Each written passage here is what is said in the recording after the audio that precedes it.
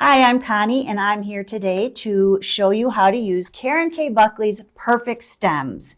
They are the perfect way to make stems for any applique project. It makes it much easier, much quicker, and you will not hate doing it.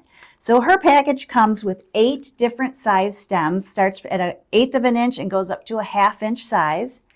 And there are a few other things you're going to need before I get started. You're going to need some starch. This, I like to use Mary Ellen's Best Press because it's not sticky and goopy, and it's just a nice lightweight starch that really works well. I love to use Karen Kay Buckley's Perfect Scissors. They have a sharp point and they're great for getting close to seam lines, which is what we're going to need to do. And also, you're going to be happier if you have a stitch in the ditch foot. It has this nice guide in the bottom middle of the foot because you're going to need this to ride it along the edge of your template while you're sewing your fabric to it. So those are a few things you're going to want to have on hand to use Karen Kay Buckley's Perfect Stems. So let's get started.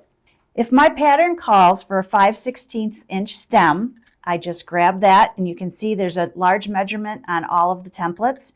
I'm going to need to cut my fabric twice the width of the stem plus enough for a seam allowance. So all I do, you don't have to measure and be too particular about it, but I cut a piece of fabric and I just make sure that if I lay my stem down twice, that I have an extra amount of fabric left for a seam allowance. So I'm going to take my fabric and fold it in half. And I'm going to take my iron, and it's nice to have an iron with a nice sharp point on it for all of these templates that Karen Kay Buckley puts out, because the point just really helps you get a sharp point. And when you're using it for rounded things or whatever, the point just really helps with all of that. So I'm ironing my fabric flat. So I have got my seam. I take my template and I just slide it into the fabric and I push it up against the edge of the folded seam. So that is the first step.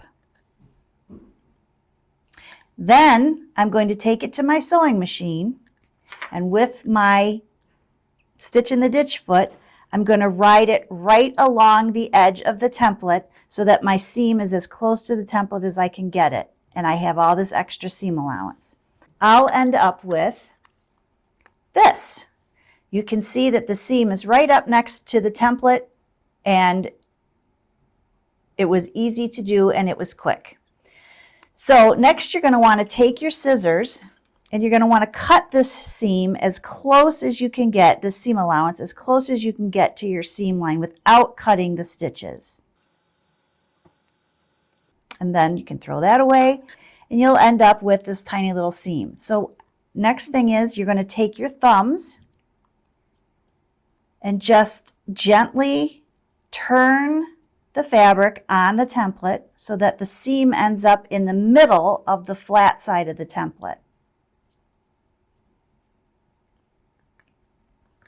Now your seam allowance is very small, but what we're going to do is we're going to open it up as best we can. And we're going to take our best press, and there are 2 ways to do this.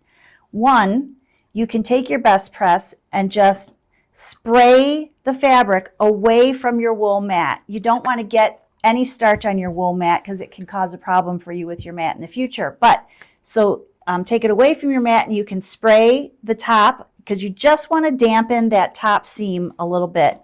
Second thing that makes it kind of easier, and I like to do at home, is take my cap, put some best press in the cap, and take a paintbrush and just stick it in the starch and paint it onto the top, which makes it a little less messy and a little neater. So once you have your seam sprayed with the starch, and this is where the point on your iron comes handy. You will place your hot iron. You don't want to use steam.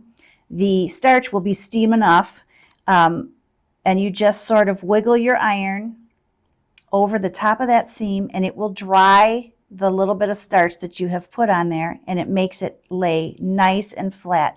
Now for my example here, I didn't actually use the starch, so you can't see how it lays nice and flat on this example.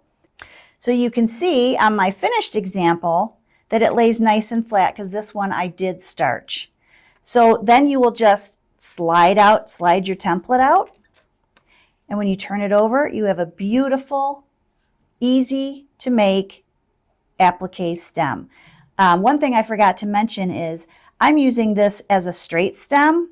If I needed a curvy stem, one that was going to, curve around, I would have to cut my fabric on the bias. So your first step when you were cutting your fabric to fit your template, if you had to make a curvy stem, you would cut this piece on the bias, and that's so it can curve the way you need it to.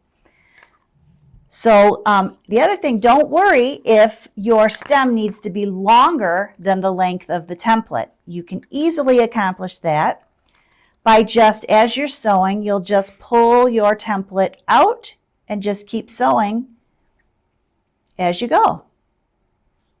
So that is how we make Karen Kay Buckley's perfect stems. It's a treat to make applique stems when you use these templates, plastics. So visit us often, come back and see what's new, and be sure to check us out on social media, and we'll see you next time.